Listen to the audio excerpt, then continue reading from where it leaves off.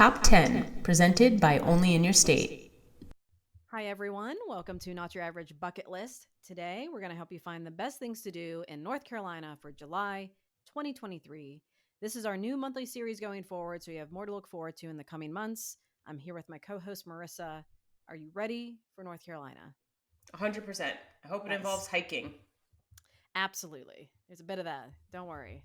So, on average, July is the warmest month of the year for North Carolina, but it's one of those, for me, a manageable state because, yes, it's humid. You are going to get up into the 80s and 90s, but you also have a lot of opportunities to go hiking in the woods or go to the beach. So I think we have some solutions if you're feeling a little bit hot and humid. It is also the rainy season for the state, so just keep that in mind.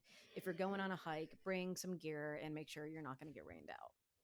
So, to start, I will say that yes, you should absolutely go to the Great Smoky Mountains National Park. There's tons of hikes there. And if you're going to the Great Smoky Mountains, you have to take the Blue Ridge Parkway. So, it connects Virginia to North Carolina, but it's the longest linear park running for 469 miles through multiple counties, linking Shenandoah to Great Smoky Mountains. So if you're going to be driving in, hopefully you can be coming from the north, so that way you can take advantage of the parkway because it's absolutely beautiful. I personally love going through early morning hours when the fog's just rolling through the mountains. It's absolute perfection. With tons of overlooks and hikes in the Great Smoky Mountains National Park, it's a must do. And then as you're making your way through Asheville or through North Carolina, spoiler alert, you should go to Asheville. If you've never been to the Biltmore Estate, it is absolutely gorgeous and worth visiting. I think, especially during the summer months, because they have wonderful gardens attached to the estate. So it's European chateau architecture in the middle of the United States, and it's the largest privately owned home in the country. So you can get a ticket that includes a tour, wine tastings in the surrounding areas, and also access to the gardens. So it's a whole day adventure just seeing Biltmore. So definitely stay in nearby Asheville, which is a really cool city. I think it's great. It's just super charming and cute. Get some lunch, brunch, and head over to the mansion, and then yeah, it's a great time.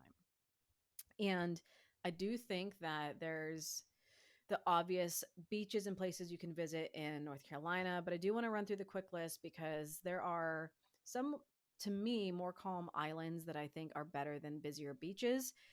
Some are preserves, but I would much rather head out to an island and just chill out on the beach rather than be in the hustle and bustle. So you probably are familiar with Outer Banks, but there's also Emerald Isle, Nag's Head, Topsail Beach, Hatteras Island, Oak Island, Bald Head Island, Roanoke Island, Cedar Island, and then if you're more interested in the natural side of things, you can go to Pea Island National Wildlife Refuge and just observe the wildlife, or even Bird Island, which specifically you can go and look at the local natural birds in the area. Although I'm not sure how you could have unnatural birds, but Are let's move on. these these islands? Is it a mixture of just driving and or taking a ferry? Most of them you can reach by car, yes. Okay. So there are some that you can reach by ferry or boat, and I think that is honestly the better way to do it. So Yeah. like Outer Banks, that is a very popular destination for folks in my area to go just take vacations. So it's really easy to access Cool. for most of these. So then I do have more events than I have natural spots. So I might want to follow up in the article for specific hikes, especially if someone, my co host, wants to have more hike suggestions. However, there are a lot of good events happening in North Carolina. So the Wright Kite Festival in Kill Devil Hills is on the 14th to the 15th. And, the Wright brothers, you know, look, we have some beef. Ohio is the birthplace of aviation, and North Carolina is first in flight. They argue because they took the flight down in North Carolina that they win.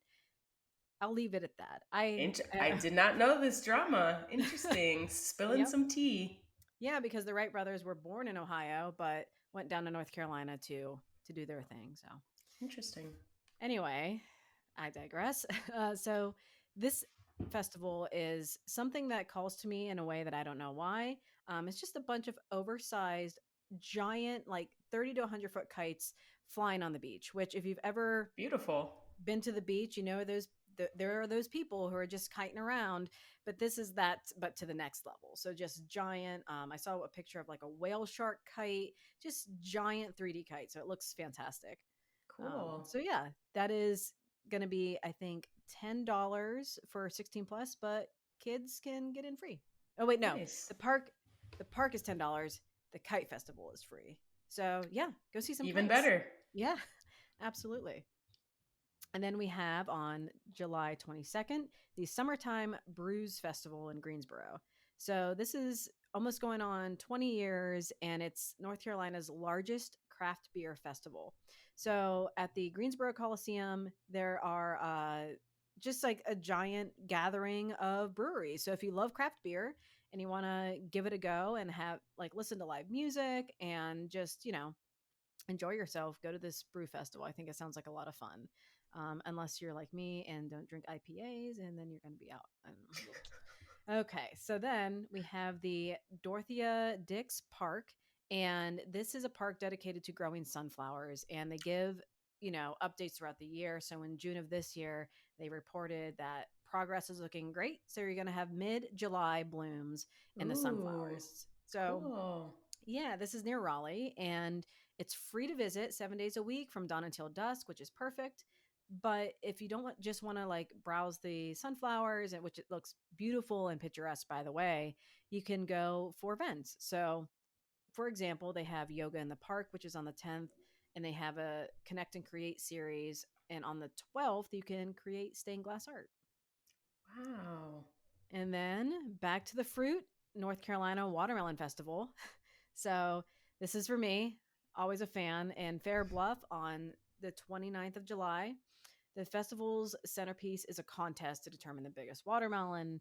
But if you don't care about the biggest watermelon, just go for the fruit because delicious. So you're going to have live music, festival food, games, pageants, parades, celebrating the watermelon queen, which that is the one I would not participate in these contests unless I could win the title of Watermelon Queen. That sounds fantastic.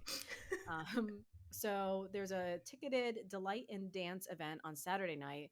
So there's just a band, and it's just a little kind of like a oh gosh, it's not. I don't know what I'm thinking about. It's just like a not a dance hall, but an outdoor dance hall, basically. So Okay.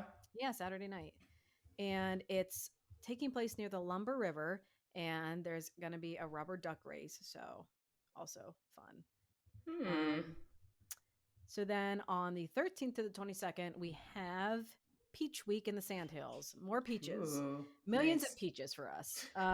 So there's gonna be a restaurant week competition, Blues Fest 2023. Like it's like a combination of events. And Cool. then there's going to be Peach Night with the Sandhill Bogies. So honestly, I think there's just so much that I don't even understand because I have never attended Peach Week. Let's admit this. But there's a 5K Peach Week run. There is a Power Cars and Peaches event. There is the Peach Night with Sandhill Bogies, which I just mentioned, which I can only assume is a local band. Readers, comment please. And then yeah, the Blues Fest and Restaurant Week. So Peach Week is worth visiting in the Sandhills. I think it's less Cool. watermelon queen and eating watermelons and peaches, but more like this is a fun celebration. Yeah, like a whole week long, you know, list of Peach it up. activities. That sounds good. Yeah, absolutely. And then on the 15th as well, we have the Wilkes Comic Con. And I'm not sure if anyone out there is a fan of these conventions. It's a smaller Comic Con in North Carolina, but it has just special guest artists, cosplay competitions, tons of vendors, and just like a fun, nerdy little event that I thought was mentioned quite often and just seems to be, smaller in scale compared to, say, like New York Comic Con or Gen Con, but still worth attending. So check it out. And then finally, we have on the 22nd is the Gold Rush Arts and Craft Festival, which is held in the historic town of Gold Hill. So this is a juried show, but there's also just tons of local artisans and vendors, village shops, gold panning and gem mining, music and food. So historic town, lots of things to do, and then also like a little art show. So yeah, you just really can't go wrong with this. there's something about walking through a historic village and just being able to browse stalls that is just really addictive. So yeah. Yeah. Outdoor festivals too, all the way for Hmm. summer. Absolutely. So it's not just hikes and beaches. Head out to all the festivals in North Carolina.